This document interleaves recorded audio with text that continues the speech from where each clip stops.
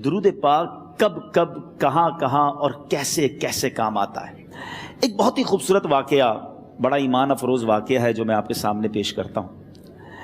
ایک دوست نے اپنے ایک دوسرے دوست کو قرض دیا، اور جب اس نے قرض دیا تو وہ قرض ایک بڑی اماؤنٹ تھی، 3000 دینار۔ وہ ٹائم آ گیا جب اس ٹائم وہ قرض لینے کے لیے اپنے دوست کے پاس گیا کہ بھائی مجھے میرے پیسے واپس دو، تو اس نے کہا کہ پیسے تو نہیں ہے میرے پاس، میں کولیپس ہو گیا ہوں، بزنس اب میرا ختم ہو گیا ہے، میں تمہاری رقم نہیں دے سکتا۔ اس نے ایک اور ٹائم دے دیا اسے کہ ٹھیک ہے اب اتنے وقت دنوں کے بعد میں دے دوں گا۔ وہ ٹائم بھی گزر گیا، اور جب وہ ٹائم بھی گزر گیا تو اس کے بعد اس دوست نے کہا کہ اب تو پیسے دے دو بھائی، میرا ٹائم پورا ہو گیا ہے۔ پھر نہ دے سکا ٹائم۔ آخر کار معاملہ جو ہے وہ کورٹ میں چلا گیا، قاضی کے پاس چلا گیا۔ اب قاضی نے جس کو پیسے دینے تھے اس کو بلایا اور کہا کہ بھائی آپ کو اس کے پیسے دینے ہیں؟ کہتا ہے ہاں پیسے تو دینے ہیں۔ تو کہا پھر دیتے کیوں نہیں ہو؟ کہا پیسے ہیں ہی نہیں، کاروبار ہی ختم ہو گیا ہے، قرضہ تو لیا تھا، اب میرے پاس بچا ہی کچھ نہیں ہے۔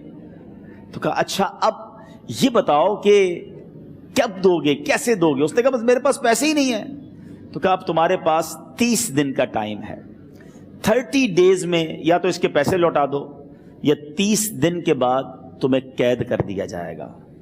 یہ شخص اب گھر آیا، پیسے تو تھے نہیں، مگر شاید علماء نے لکھا کتابوں میں، یہ واقعہ کئی بڑی بڑی کتابوں میں لکھا اور درود پاک کے فضائل کی بڑی بڑی کتابوں میں لکھا، اور اس شخص نے سوچا کہ اس نے ایک حدیث پاک پڑھی ہوئی تھی کہ جس میں یہ نبی پاک علیہ الصلوۃ والسلام نے فرمایا ہے، جس کا مضمون ہے کہ جو شخص پریشان ہو، مصیبت زدہ ہو، اسے چاہیے کہ مجھ پر کثرت سے درود پاک پڑھے، کیونکہ درود پڑھنا مصیبتوں اور پریشانیوں کو لے جاتا ہے۔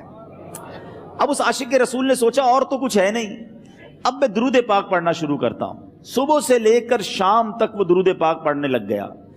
27 دن گزر گئے، only 3 days left، 3 دن باقی تھے قاضی کے پاس جانے میں۔ 27 دن گزر گئے درود پڑھتے پڑھتے۔ جب 28ویں رات آئی تو آنکھیں تو بند ہوئیں، مگر خواب میں اسے ایک آواز آئی، گھبراؤ نہیں، تمہارا قرضہ ادا کر دیا جائے گا، تمہارا مسئلہ سالو ہو جائے گا۔ صبح اٹھتا ہے، درود پاک پڑھ رہا ہے، مگر کہتا ہے یہ آواز سے تو مسئلہ حل نہیں ہوگا، پیغام کیا ہے اسے سمجھ نہ آیا۔ 28واں دن گزر گیا، 29ویں رات آ گئی، مگر اب آنکھیں بند ہوئیں اور قسمت جاگ اٹھی۔ نبی پاک صاحب لولاک صلی اللہ تعالیٰ علیہ وسلم خواب میں تشریف لائے، اور پیارے آقا صلی اللہ تعالیٰ علیہ وسلم نے فرمایا گھبراؤ نہیں، علی بن عیسیٰ وزیر کے پاس جاؤ، وہ تمہارا قرضہ ادا کر دے گا۔ اب یہ عاشق رسول صبح اٹھا تو ویری فریش، حشاش بشاش کہ اب تو کام ہو گیا، نبی پاک نے خواب میں آ کر بشارت دی ہے۔ مگر پھر ذہن میں سوال آیا کہ علی بن عیسیٰ کے پاس جاؤں گا تو ثبوت کیا ہے، پروف کیا ہوگا؟ میں جا کر اس کو کہوں گا کہ میرا قرضہ دے دو تو ایسے تو قرضہ نہیں دے دینا، اور میں نے اس کو کہا کہ مجھے نبی پاک نے خواب میں کہا ہے، اور اس نے اگر مجھ سے کوئی نشانی مانگی تو میں نشانی کیا دوں گا؟ آخری دن تھا، 29واں دن تھا، وہ بھی درود پڑھتے پڑھتے گزر گیا۔ 30th نائٹ آ گئی، صبح وہ دن ہے جب عدالت میں جانا ہے۔ اب اس رات پھر نبی پاک علیہ الصلوۃ والسلام خواب میں تشریف لائے، اور آقا علیہ الصلوۃ والسلام نے فرمایا کہ علی بن عیسیٰ وزیر کے پاس جاؤ، وہ تمہارا قرض ادا کر دے گا۔ کہ حضور چلا تو جاؤں گا، لیکن اگر وزیر نے مجھ سے کوئی نشانی طلب کی تو میں کیا جواب دوں گا؟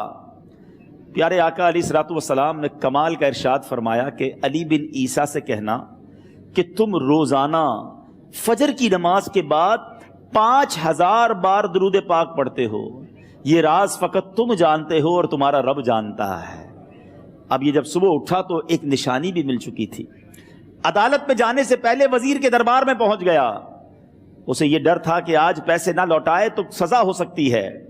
جب وزیر کے دربار میں پہنچا تو وزیر اپنے مشیروں کے ساتھ بیٹھا تھا۔ کہا مجھے آپ سے بات کرنی ہے۔ کہا بتاؤ کیا بات کرنی ہے؟ کہا میں ایک پیغام لایا ہوں آپ کے لیے۔ اچھا کس کا پیغام لائے ہو؟ کہا میں نبی پاک جناب محمد مصطفیٰ صلی اللہ تعالیٰ علیہ وسلم کا پیغام لایا ہوں۔ وہ عاشق رسول وزیر تھا، کہتا بتاؤ میرے آقا نے کیا پیغام دیا ہے؟ کہ حضور میں 3000 دینار کا مقروض ہوں، آج آخری دن ہے اور میرے آقا نے مجھے بشارت دی ہے کہ آپ سے کہوں کہ آپ میرا قرض ادا کر دیجئے۔ علی بن عیسیٰ کہتا ہے کوئی ثبوت ہے آپ کے پاس؟ ہے کوئی دلیل بھی ہے آپ کے پاس؟ میں کیسے مان لوں کہ آپ کو نبی پاک علیہ الصلوۃ والسلام نے بھیجا ہے؟ عاشق رسول کہتا ہے خالی ہاتھ نہیں آیا، میرے آقا نے مجھے دلیل بھی عطا فرمائی ہے، مجھے ایک ایویڈنس بھی دیا ہے، اور پروف یہ ہے حضور کہ آپ روزانہ صبح فجر کی نماز کے بعد نبی پاک صلی اللہ تعالی علیہ وسلم کی بارگاہ میں درود و سلام کا نذرانہ پیش کرتے ہیں۔ جب تک 5000 کا عدد پورا نہیں ہوتا آپ اس وقت تک کسی اور سے بات نہیں کرتے۔ اور اے وزیر صاحب، یہ راز صرف آپ کو پتا ہے اور آپ کا رب جانتا ہے۔ اللہ اکبر۔ وہ وزیر تو جس کو کہے نا جھوم اٹھا، ایسا عاشق رسول وزیر تھا جو روزانہ صبح 5000 درود پڑھتا ہو، اس کی تو عید ہو گئی نا۔ وہ کہتا ہے مرحبا یا رسول اللہ، میرے آقا نے میرے درود قبول کر لیے، اس سے بڑھ کر میرے لیے سعادت کیا ہوگی۔ اب یہ وزیر اپنے سیٹ سے اٹھتا ہے، اپنے کمرے میں جاتا ہے، تھوڑی دیر بعد واپس آ کر اس عاشق رسول کے ہاتھ میں 3000 دینار رکھ کر کہتا ہے حضور پہلے 3000 دینار تو نبی پاک کا حکم کی میں ادب سے بجا لاتا ہوں، میرے آقا نے جو حکم فرمایا یہ 3000 دینار آپ کو پیش کرتا ہوں، حضور ایک اور 3000 دینار لیجئے۔ میرے گھر آپ آئے، اتنی اچھی خبر سنائی، آپ نے قدم رنجا فرمایا، یہ 3000 اس کا نذرانہ ہے، اور ایسا کیجئے 3000 اور لیجئے، اس سے اپنے بچوں کے لیے کچھ چھوٹا موٹا کام شروع کیجئے، اور ایک وعدہ کر کے جائیے آج کے بعد زندگی میں آپ کو جب بھی کوئی کام پڑے میں آپ کا بھائی ہوں، مجھے یہ خدمت کا موقع دیجئے گا۔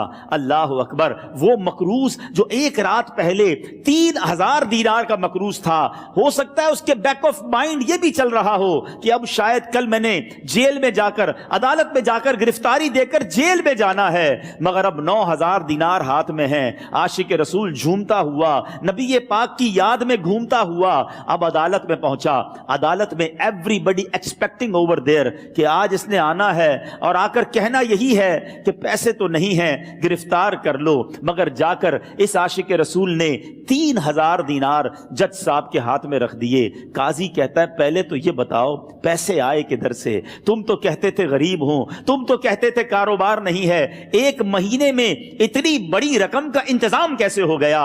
سبحان اللہ۔ اس عاشق رسول نے گویا زبان حال سے یہ کہا ہوگا کہ یہ تو کرم ہے ان کا، ورنہ مجھ میں تو ایسی بات نہیں، اتنا دیا سرکار نے مجھ کو، اتنی میری اوقات نہیں۔ اس نے وہ پورا واقعہ بھری عدالت میں سنا دیا۔ اللہ اکبر۔ میرے پیارے اسلامی بھائیوں ذرا سوچو پہلے زمانے میں کیسے عاشقان رسول ہوا کرتے تھے۔ وہ جج، وہ قاضی بھی کیسا سرکار علیہ الصلوۃ والسلام کا عاشق تھا۔ اپنی سیٹ سے اٹھتا ہے، بھرے دربار میں، بھری عدالت میں، وہ اپنے چیمبر میں، اپنے کمرے میں جاتا ہے، اور تھوڑی دیر بعد واپس آ کر اس کے ہاتھ میں بھی 3000 دینار ہیں، اور وہ 3000 دینار جو ہے وہ اس عاشق رسول کے ہاتھ میں رکھتا ہے کہ سارا ثواب علی بن عیسیٰ کیسے لے جائے، میں بھی تو نبی پاک کا غلام ہوں، میں تمہارا قرضہ میں ادا کرتا ہوں۔ اچھا، اب ایک اور عجیب سینیریو یہ بن گیا کہ جس نے کیس کیا تھا، جس نے دعویٰ کیا تھا، وہ بھی یہ سارا منظر دیکھ رہا تھا۔ کہتا ہے جج صاحب ذرا رکیے، میں بھی اپنے آقا کا امتی ہوں، اور ایک کام کیجئے، قلم کاغذ منگوائیے، اس عاشق رسول کا قرضہ ہی میں معاف کر دیتا ہوں۔ اچھا، اب عاشق رسول نے وہ واپس 3000 دینار جو جج صاحب نے دیے تھے وہ واپس جج صاحب کو دیے کہ حضور یہ پیسے آپ ہی رکھ لیں، قرضہ ہی معاف ہو گیا، اب آپ کے پیسے کا میں نے کیا کرنا ہے؟ جج صاحب کہتے ہیں جو پیسے نبی پاک کے نام پر نکالے ہیں اب مجھے واپس نہیں چاہیے، یہ بھی تم اپنے ساتھ لے جاؤ۔ اللہ اکبر۔ میرے میٹھے اسلامی بھائیوں، وہ عاشق رسول ایک رات پہلے 3000 دینار کا مقروض ہے، اب 12000 دینار لے کر گھر کو واپس جا رہا ہے۔